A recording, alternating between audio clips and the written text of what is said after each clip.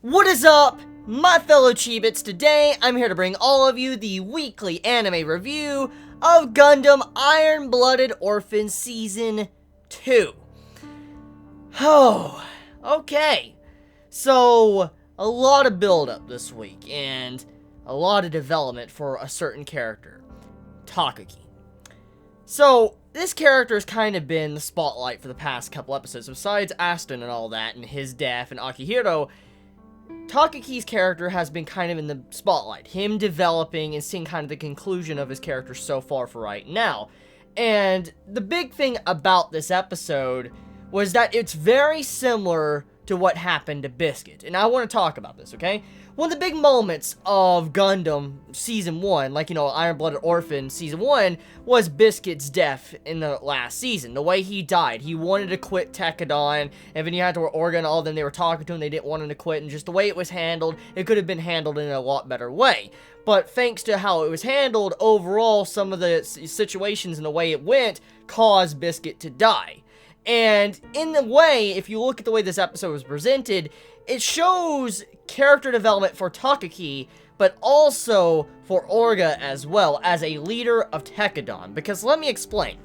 If you think about this, Orga knows how Biscuit died. It really affected him. It was a sad and tragic death, and he really cared for this man.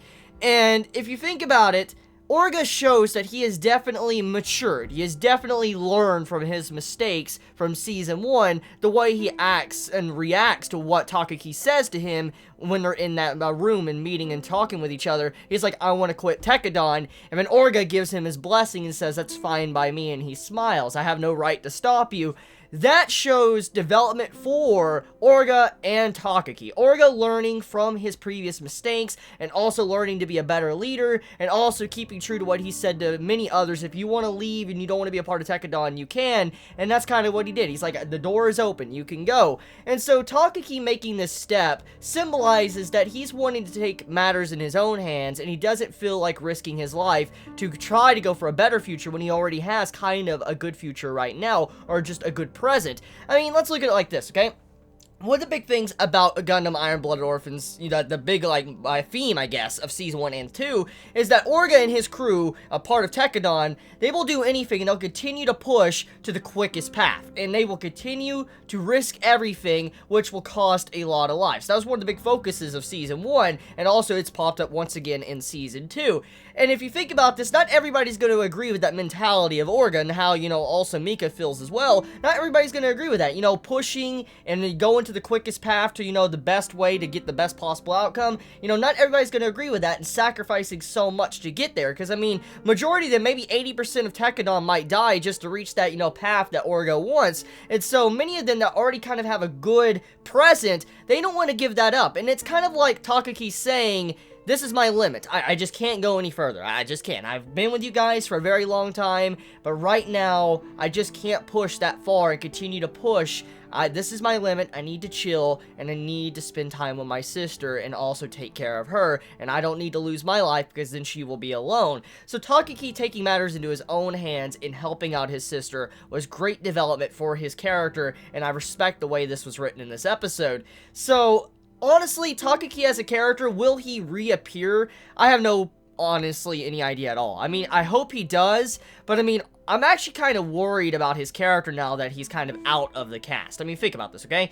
I mean, in a way, you would say he's probably safer. He's not with Tekadon, he's not with the main action going on in the series, so I mean, he wouldn't be on a battlefield to die. But if you think about it, Takagi's the type of character that's constantly been, having death flags pop up on him constantly throughout the series. Even Aston died thanks to these death flags. But I mean, one of the things that scare me the most about any series is when a character has all these death flags written on them, and you see these death flags, character dies or whatever, and it makes you feel like everything is fine, but then that's the time to kill the character. Because right now, all of us are probably letting down our guard. We're looking at this episode like, oh, Takagi, he's now coming out of, Tekadon, he won't be a part of them now. That means he won't be in, the thick of battle, he won't die, he's safe. There's no death flags that could possibly, be applied to him. But in a way, this actually applied a death flag to him because now that he's out of danger and we all are dropping our guard, this is the likely time to kill his character. I mean, it's a great way to kill his character and add a little bit more, I guess, interesting,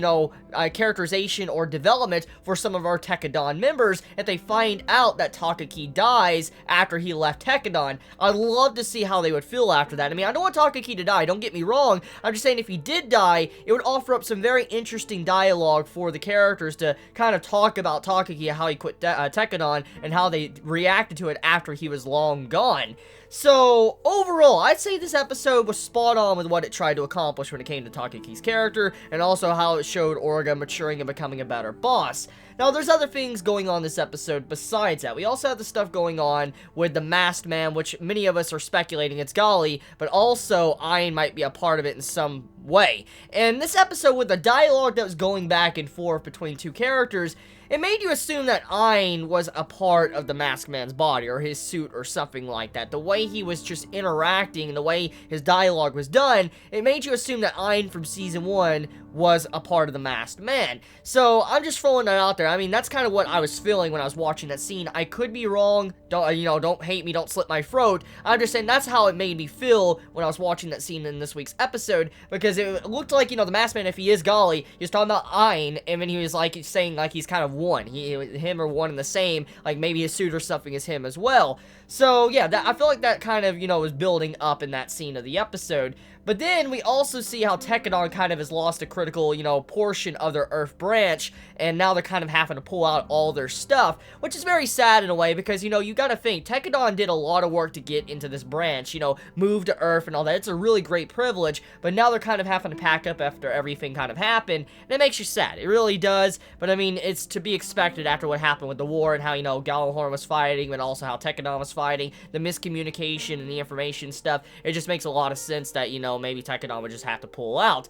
But one of the big other things to talk about is definitely the stuff with Tekkadan achieving a new status. So, as I've already stated in this video, Tekkadan has been trying to do anything they can to get the quickest path to glory. For instance, get their name out there or whatever to reach their goals, they will do the quickest path. That means sacrificing a lot of people to get to that path. And for the first time, we now have something that's even bigger than what they ever imagined.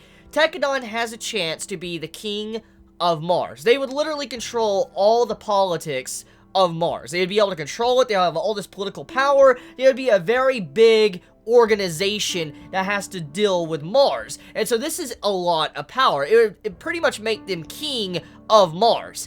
And since they now know about this, they know that this will cause issues with the organization they're already connected with. For instance, Naze and him, because, I mean, you gotta think about this. They're a part of an organization that's not really completely accepted by someone like Gjallarhorn, and since, Tekkadan's connected to them, but also if they were to get this role and also become the king of Mars, it would help out the other organization that Tekkadan's, connected with. But at the same time, though, Tekkadan has such a big spotlight, it would, overshadow what's going on in the other organization. So pretty much Tewas, they would be like, they wouldn't know what to do, or they would probably try to go after Tekkadan or split off their connections or something, because Tekkadan has such a big, radius now. They can control so much that their influence is just so much greater than what the other organization offered them to begin with. So this can definitely cause some problems, which might lead into the situation to where sometimes organizations growing too fast is not a good thing. It's kind of like this, okay? You think about, let's say, a very good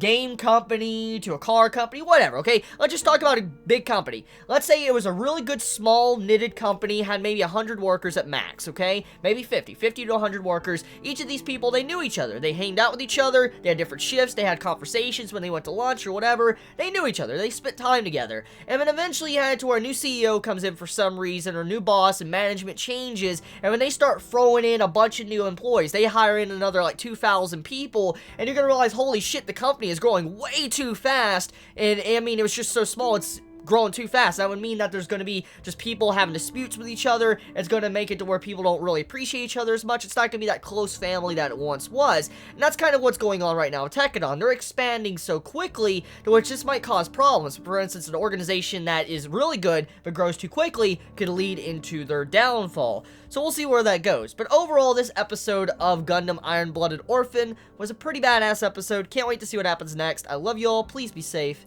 Chibi out.